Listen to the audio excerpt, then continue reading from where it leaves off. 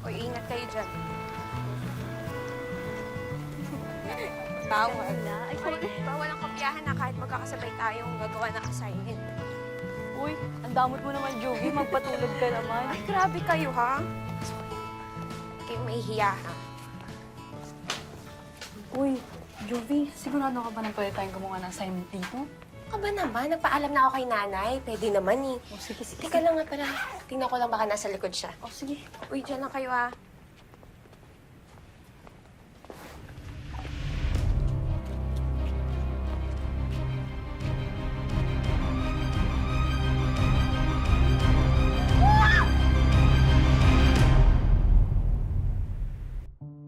Bakit nga ba mas madali sa atin ang pumuna, ang pagtawanan, ang kapintasan ng iba?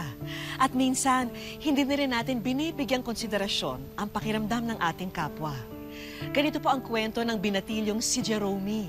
Dahil sa kanyang kakaibang itsura, iba't ibang reaksyon ang kanyang natatanggap.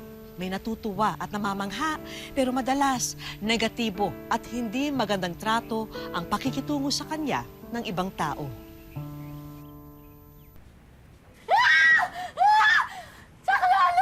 Diyos ko ba? Ano ka ba? Si Kuya Jeremy yan, kapatid yan ni Jovi. Tumayo ka nga dyan. Ano nangyayari? Bakit dili? Bet, okay ka lang? Tumayo ka nga dyan. Ay, naku, pasensya ka na, Bet. Hindi nga pala po niya alam, Nay. Bago na po kasi siya sa eskwelahan. Sorry po. Hindi ko po talaga alam na nagulat lang po talaga ako. Okay lang yun. Ang totoo niya, nagulat din ako sa'yo eh. Siguro ngayon ka lang nakakita ng mapupulang mata. Ay, napuyat kasi ako makikipagta sa FB friends ko. O, sandali na. Ayan, beto na ba? Maligyakas muna ako kasi wala ako sa mood magpa-autograph. Yan talaga. Parang pasensya na po talaga. Hindi ko po talaga sinasadya. Nagulat lang po kasi talaga ako eh. Okay lang yan, naiintindihan ko. O, sige, sige. Gawin niyo na yung mga assignment niyo at maglalaba pa ako doon sa likod, ha? O, Juby, ikaw nang bahala sa kanila, ha? Ika nga, Bet. Pasensya ka na. Hindi ko nga pala nasabi sa'yo yung tungkol kay Kuya. Ano ka ba? Okay lang yun. Pero, palabiro pala siya, no? Ay, nako, si Kuya Jeremy. Kalug yan. FB friends kami. Add mo siya sa Face. Talaga? Oo, napakahilig mag-Facebook dyan. Kasi i-add ko siya. Oo nga, mahilig yung mag-Facebook. Ay, teka, nawiwili tayo, ha? Ay, Kailangan oo, natin wala. gawin, dapat gawin. Assignment. Bakit? May kopya ka na ba dun sa science fair niya?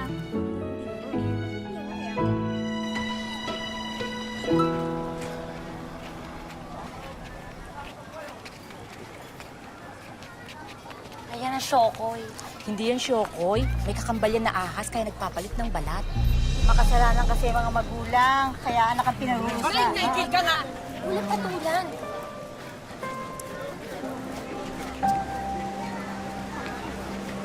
Shokoy! Jokoy! Juby! Juby! Sorry na kasi! Magkakagulo ko eh. Eh, mukha naman talaga Shokoy yung anak niya.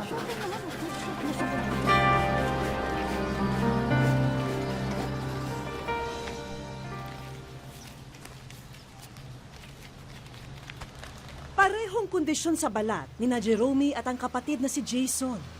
Subalit sa kasamaang palad, maagang binawian ng buhay ang nakababatang kapatid. Anak, kung nasaan ka man ngayon, sana masaya ka. Sana mapatawad mo kami ng tatay mo. Hindi ka namin nabuhay. Nay, ayan ka na naman. Iba nag-usap na tayo na pagbibisita kay Kuya Jason, wala nang drama. Eh, paano hindi ko naman maiwasan sisihin ang sarili ko eh? Nay, hindi mo kasalanan yun. May sakit si Kuya Jason nung ipinanganak mo siya. Wala may gusto nun. Juby, yan mo nga si nanay ng sorbetes dun sa labas. Eh, kailangan ng pampalamig ni nanay eh. Oo nga. Pero teka, okay ka lang ba dito, Kuya? Of course! Ako pa ba? Ah, bilan mo na rin ako. Gusto ko yung Yuya flavor. Favorite ko yun. Luya? Oh, Mahirapan pa ako na ito. Bahala ka na nga muna dyan. Juby. Ingat kayo, ha? Alam mo, bro, minsan, iniisip ko na sana namatay na lang din ako. Katulad mo. At least ikaw, wala ka ng problema. Hindi ka na nalulungkot kapag nakakita ka ng normal na tao. Mga nag-aaral, kaya mga naglalaro. Tsaka di sasakit ng dibdib mo kapag nakita mo yung cute mong crush. Ay, naku. Siguro kung namatay ako, hindi nahihirapan sila nanay at tatay. Siguro din, pag namatay ako yung iniiyakan nila ngayon.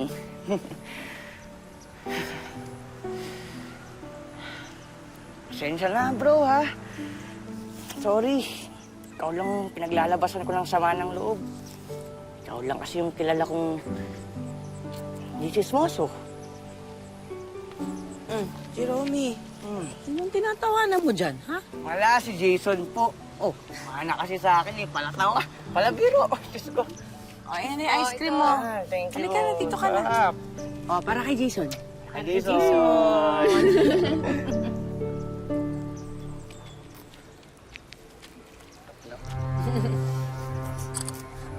Uy, mama! Bad manners yan! Huwag ka kumuha ng picture ng hindi nagpapaalam. Ay, sorry. Dito nga pala ako nagtatrabaho. Nandun kami sa bahay ngayon. Ito.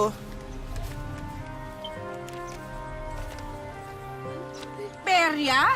Opo, punta po kayo. Sigurado mag-i-enjoy kayo. Sige po. Labo naman ang lalaking yun. Yung perya daw? Perya of the people? Aray! Ay, naku. Uy, kuya. sakit. Halika na. Umuwi na tayo. Masyado na kasi Masakit na mainit eh. Sige Tara na, kuya. halika na.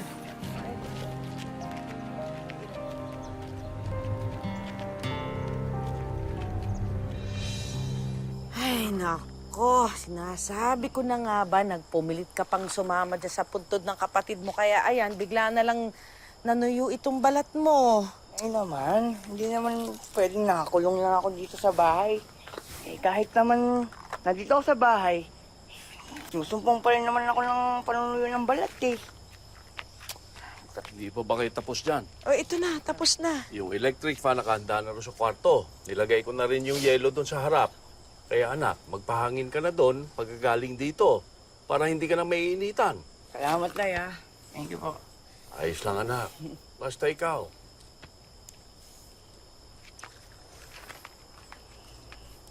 Nay, hindi ka po ba nagsasawa? Halos araw-araw, oras-oras po na akong pinapalikuan. Lagi mo na pinapariyan ng langis, tsaka lotion. Papagod ka po ba, Nay? Anak, ano ba namang klaseng tanong yan? Anak kita. Kaya ko to ginagawa dahil mahal na mahal kita. Nay, ano na naman yan? Eh, wala eh, kasi iniisip ko, paano na lang kapag wala na kami ng tatay mo? Sino mag-aalaga sa'yo? Sinong gagawa nito para sa'yo?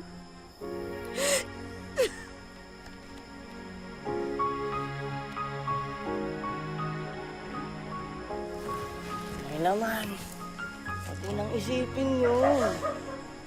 Alam mo, dapat hindi ikaw yung nagdadama, dapat ako eh. Moment ko kaya ito, inaagawan mo ako, Nay, ah. Talaga! Eh, nakaalika na. Pasok na nga tayo. Love you, Nay. Dito, alika na. Asan na yung yelo? Kailangan mag-extra ng biyahe kay paring Joel nito. Tumaas ang bill natin sa kuryente eh. Eh, paano naman buong magdamag na katapatan ventilador kay Jerome? Eh, kung mamasukan na lang ulit ako. Ha? Eh, sino makakasama ng anak natin dito? Sino magpapaligo kay Jerome maghapon? Hindi na. Samahan mo na lang yung anak natin dito. Ako, padre de pamilya, di ako mag-iisip ng paraan para makatawid tayo.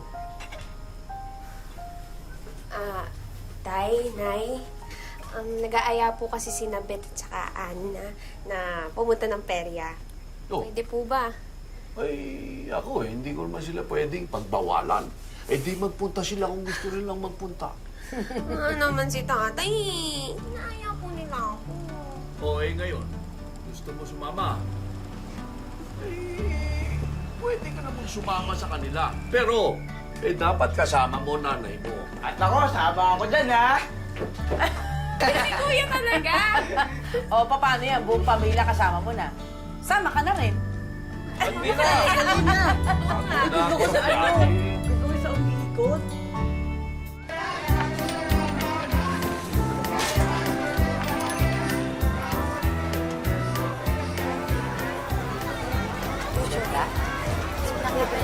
Sige, Kuya na lang. Pakita tayo dyan mamaya. Ha?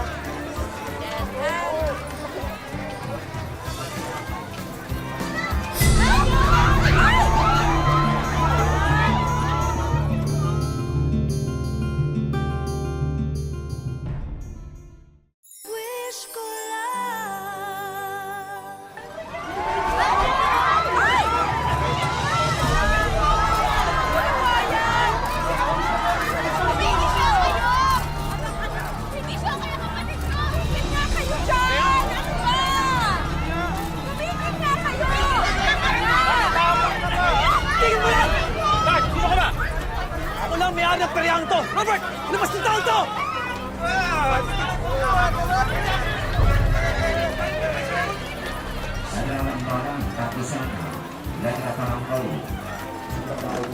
Sorry po sa mga lahat ng nangyayari. Hindi makontrol mga taong pumapasok dito eh. Tunay na dahilan kaya dinala ko kayo dito. Ay dahil gusto ko yung makausap tungkol sa kanya. Ang tinutukoy niyo po yung aking anak, si Jeremy. Opo, nakita niyo naman ang mga reaksyon ng mga tao doon. Nagkakagulo. At nagpipicturan. Alam niyo sa karanasan ko, ganyan talaga eh. Gusto ng tao, yung mga kakaiba. At pag nakakakitaan ko to, Teka lang po, ano po bang plano niyo sa kuya ko? business proposal. Nais kong itanghal ang anak niyo sa perya ko bilang taong Shokoy. Ang taong nabubuhay. At hindi siya pwedeng mabuhay kung walang tubig. Paano yung po nalaman na hindi pwedeng mabuhay ang kuya ko ng walang tubig? Hindi na mahalaga kung paano nalaman. Ang mahalaga ay malaman niyang kasagutan ko. Ano yun? Hindi niyo gagawing palabas ang aking anak. Tara na. Tara na. Sandali.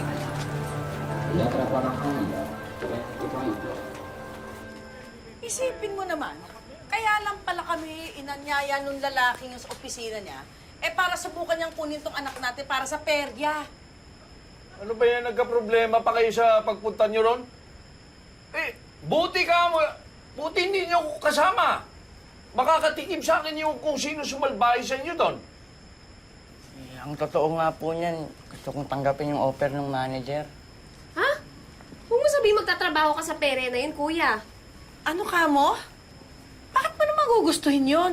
Kasi po, Nay, gusto kong magkaroon ng silbi dito sa bahay. Kasi alam ko naman po na malaki na yung gastos niyo dahil sa akin. Tsaka alam ko rin po na imposibleng magkaroon ako ng trabaho dahil sa kalagayan ko. Yun na nga lang po yung naisip kong paraan para makatulong sa pamilya eh. Anak, lahat naman ng pamilya dumadaan sa mahirap na panahon. Yung iba may mga anak din na katulad mo. Yung iba wala. Ang importante, yung hindi tayo sumusuko. Anak, Jeremy, eto ang tandaan mo. Responsibilidad ka namin. At kaligayahan namin ng nanay mo na alagaan ka.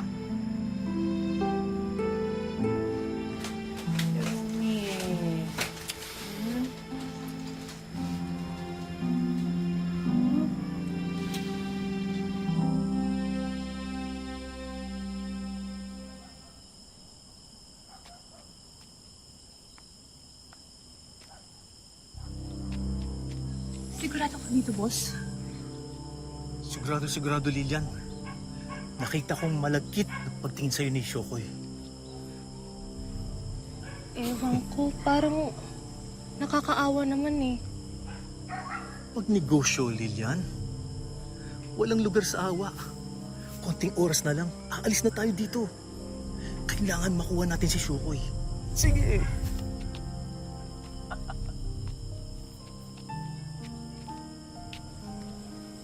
Hi! Ikaw ba si Jeremy? Hi. Nandun ako sa pera nung kasama ko yung boss ko.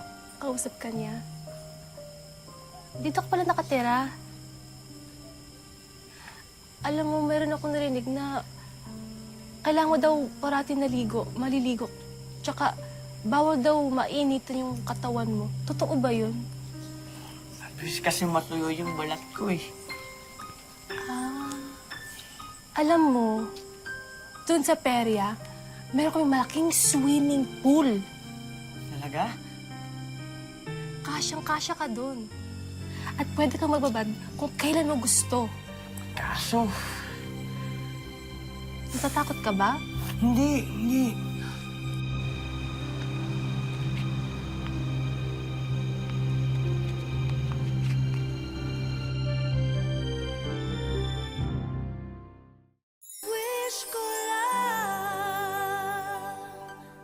Ang pakay lang naman ni Jerome sa kanyang pag-alis ay mabago na ang kanyang kapalaran, na hindi na siya ang iniintindi ng kanyang pamilya.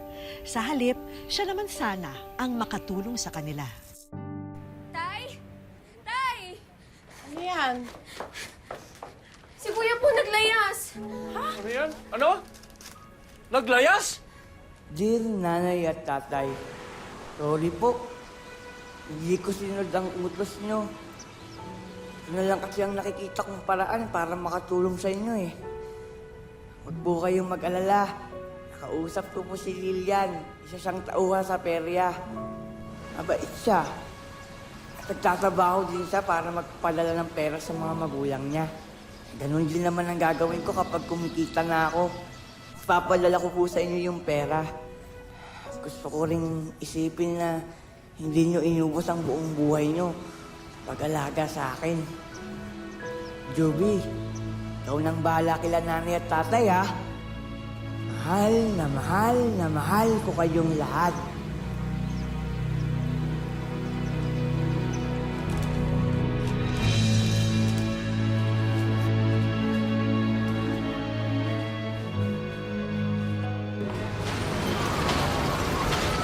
Hindi malaking kikitain mo sa kabata na yung boss.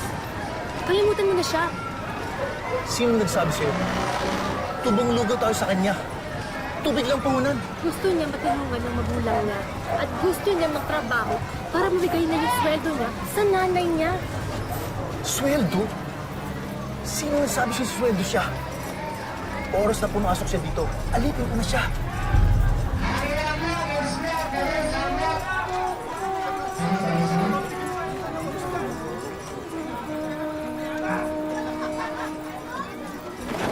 Huli siya! Isang mangisda sa laot! Sinasadyang mahuli sa kanyang lambat! Tingnan ang mukha niya! Tingnan niyo ang matitigas niyang pangin! Nakakatakot siya, di ba? Tama ka! Isang halimaw! Hoy, gumalaw ka naman! Gumalaw ka naman! Sige na, gumalaw ka naman! Hirapan na ako! Sige na, gusto ka! Gumalaw ka! Dami tao! Mapas mo! Mapas mo yan! Sige, Shokoy! Shokoy, gumalaw ka! Shokoy! Mapas mo, Shokoy! Sige, Shokoy! Shokoy! Mga tabi-tabi! Mga pulis to! Ready to! Ano pang problema? May reklamo kami natanggap na may kinukulong kang bata dyan. At pinipilit mo maging palabas. Chief, sino naman nag-report ng kasinungalingan na yan? Jerome! Anak! Anak, nasa ka? Jerome! Ikaw tarantado ka! Sir! Nasaan yung anak ko? Nasaan? Ilabas mo! Nasaan? Yun na yan. Sige. Sige na. Jerome! Anak! Anak! Anak!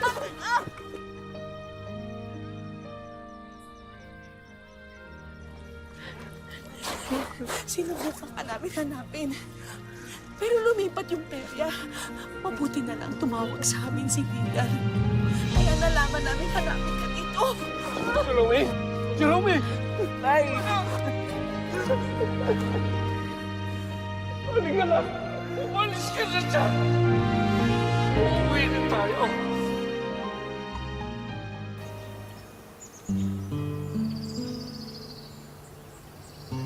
Sa bayan ng Anda, Bohol namin, binisita ang binatang may kakaibang kondisyon sa balat.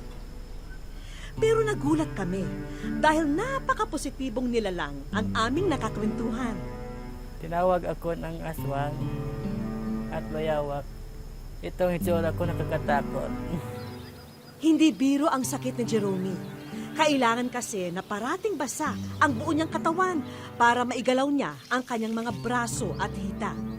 At maliban dito, iniiwasan niyang sumobrang init o mag-overheat ang temperatura ng kanyang katawan.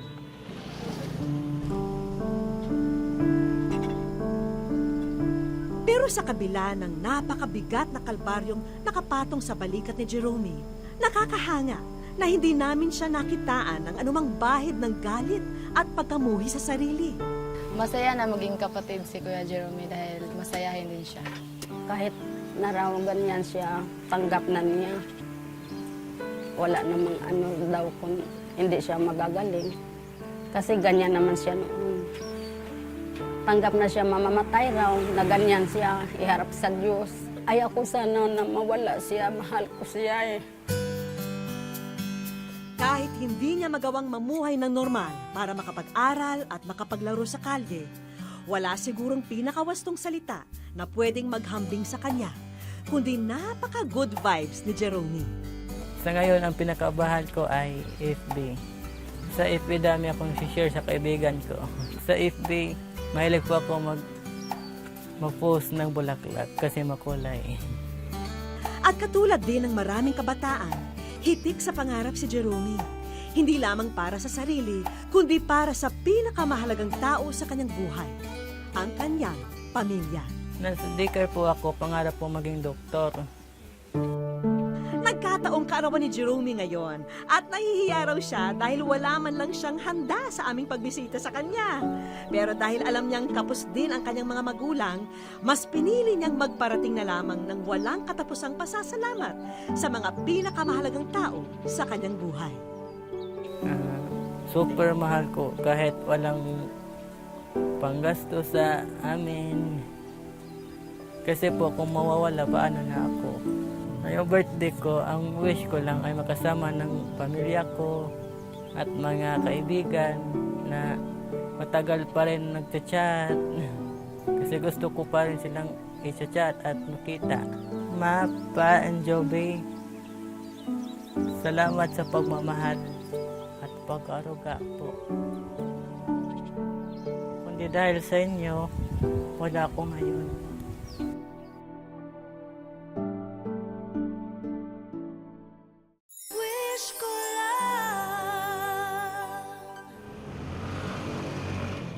Ano nga bang meron si Jerome? Para masagot ang napakaraming tanong, sinamahan namin ang binata para pasyalan ang isang espesyalista sa balat. Lamellar ichthyosis. Yung ichthyosis kasi, ang ibig sabihin nun, makaliskis na balat. Parang kaliskis na same as yung isda, kaya siya ichthyosis. Kasi fish-like scales. Okay, yung condition na to, genetic defect. Problem na talaga siya sa gene. So paglabas ng bata, meron na siya noon. Dagdag pa ni Doc, kada 20 araw kung maglagas para magpalit ng bagong balat ang katawan ng isang ordinaryong tao. Sa kaso ni Jerome, walang paglalagas na nangyayari. Kaya nagkapatong-patong ang balat niya, kaya ito kumakapal. So since sobrang kapal ng balat, while lumalaki yung bata, nagkakaroon siya ng contractures. So, nadidisfigure yung kamay, yung paa niya, iba na yung form. Yung joints niya, contracted na. Yung sa kamay, hindi pa. Ito kasi, cause nito, yung paninigas ng balat. Kaya hindi na siya masyadong makagalaw. And then, nagiging permanent yung disfigurement. So yung eyelids nila, because of the hardening of the skin, hindi na rin siya masyadong nakakasara, hindi na siya nakaka-blink, nakakapikit-pikit. Mukha mang imposible, pero nung hapon din na yon, isang engranding beach party ang ikinasa ng aming grupo para sa espesyal na araw ni Jerome. Ang venue, cottage sa isang white sand beach resort lang naman. At ang handa, ang mga paboritong pagkain ni Jerome. Pero ang nagpa-espesyal sa lahat, nakumpleto namin ang mga kamag-anak, kapitbahay at social media friends ni Jerome na palagi niyang kakwentuhan. Pasok na, birthday boy!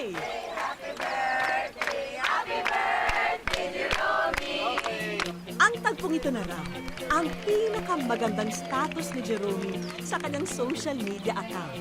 Lahat kasi ng tao na patuloy na nagpapaligaya sa kanya sa loob ng 18 taon ay nagtipon-tipon sa kanyang harapan. Abot sa langit ang pasalamat ko sa lahat na suporta sa akin. Thank you po. Diretso na agad tayo sa opening of the gifts. Huwag kang mag-alala, Jerome, dahil sinigurado namin kasya yan lahat sa'yo, ha? Tanggapin mo rin ang bagong laptop para lagi kang updated sa Facebook. Masarap ng Facebook lalo na may laptop na ko yan. May bonus pa yung bagong smartphone, ha? Para sa loading business na ikaw mismo ang magpapatakbo. Pagdamutan mo na rin ang kunting halaga na magsisilbing pambili ng iyong mga gamot at ointment. Hindi ko akalain, sir, na ganito ba ang birthday kay Jerome. Ang bongga pa naman. Nakikita ko po kasi nahihirapan na sila mama at papa. Sumikap ako na makapag-aral at makapagtapos para may paggamot ko siya. Sobra-sobra po mamahal nila sa akin at pagkaaruga. Kung wala sila, hindi ko alam kung anong meron ako ngayon. Hindi man pareho ang ating itsura, hindi ibig sabihin mas nakaaangat tayo sa iba. Wala tayong karapatan para pagkaitan natin ang ating kapwa na mangarap at kumapit sa pag-asa. Magandang hapon po mga kapuso. Ako po si Vicky Morales at ito po ang Wish Ko Lang. Naghihintay sa'yo kaya